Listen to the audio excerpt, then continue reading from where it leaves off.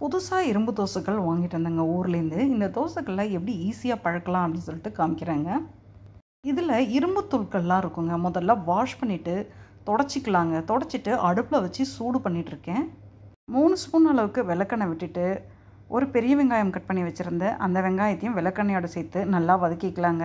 தோசைகளில் எல்லா இடத்துலையும் படுற மாதிரி நல்லா பெரட்டி விட்டு வதக்கிக்கலாங்க. தோசைக்கல்ல பழக்கும்போது வெங்காயம் வதக்கும்போது முடிஞ்சால் மரக்கரண்டி வச்சு வதக்குங்க.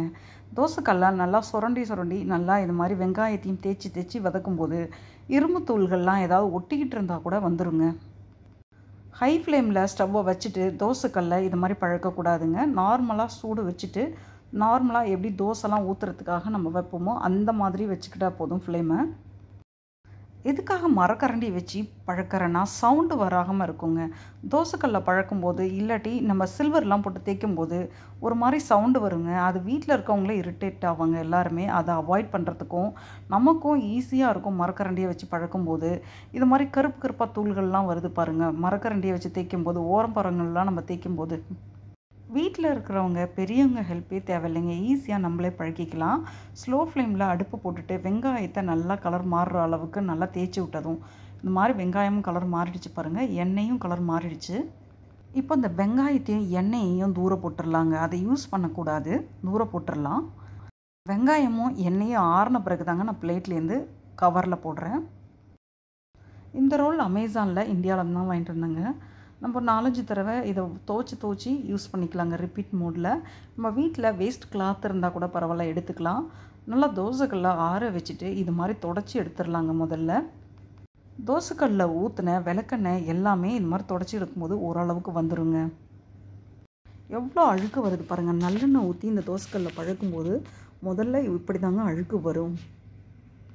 இந்த மாதிரி அழுக்கு வர்றதெல்லாம் பயப்பட வேணாங்க. நல்லா தொடச்சிட்டு வாஷ் பண்ணிவிட்டு திருப்பி ஒரு தடவை இது மாதிரி டிஷ்யூ பேப்பரை போட்டு நல்லா தொடச்சிட்டு ஒரு தோசையை ஊற்றி நம்ம தூரம் போட்டுட்டு அடுத்த தோசையை வேணால் யூஸ் பண்ணிக்கலாங்க. வீட்டுக்கு டிஷ்யூ பேப்பரும் போட்டு நல்லா தோசைக்கல்லை தொடச்சிட்டேங்க. சுத்தமாக தொடச்சிட்டு தண்ணி ஊற்றி தோசைக்கல்லை வாஷ் பண்ணிவிட்டு தோசைக்கல்லை ஸ்டவ்வில் வச்சுக்கிறேங்க. நான் தோசை மாவை கொஞ்சமாக 2 தோசை ஊற்றுறதுக்காக கொஞ்சமாக ஒரு கப்பில் எடுத்துக்கிட்டேன். நான் தனியாக மொத்த மாவை யூஸ் பண்ணல, கொஞ்சமாக தனியாக எடுத்துக்கணும். தோசைக்கல்லை நல்லா சூடு பண்ணிவிட்டு கொஞ்சமாக தண்ணி தெளித்து பார்த்துருக்கேன் சூடு கரெக்டாக இருக்கான்னு. கரெக்டாக இருந்தோடனே முதல்ல ஒரு தோசை ஊற்றுறேங்க. நான் இது மாதிரி தோசைக்கல் பழகுனா தோசை நல்லா பேப்பர் ரோஸ்ட் மாதிரி வருங்க. ரொம்பவே ஈஸியாக ஊற்ற முடியும். இந்த தோசைக்கு லைட்டாக எண்ணெய் சுற்றி ஊற்றிக்கலாங்க. தோசையை திருப்பி போட்டுடலாம். ஈஸியாக இது மாதிரி தோசைக்கல்ல வீட்டில் நம்மளே பழக்கிக்க முடியுங்க, பெரியவங்க ஹெல்ப் யாரும் இல்லாமல்.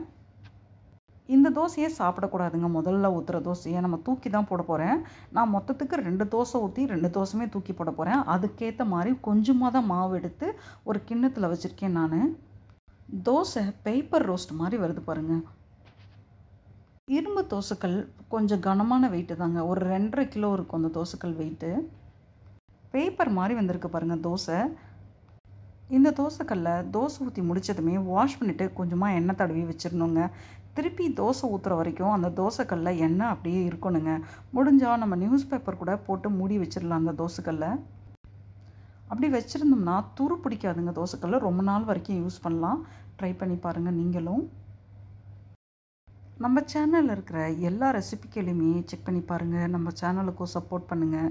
நம்ம சேனலையும் சப்ஸ்கிரைப் பண்ணி வச்சுக்கோங்க. இனி தொடர்ந்து வர எல்லா வீடியோக்களுமே தொடர்ந்து செக் பண்ணுங்கள் மறக்காமல்.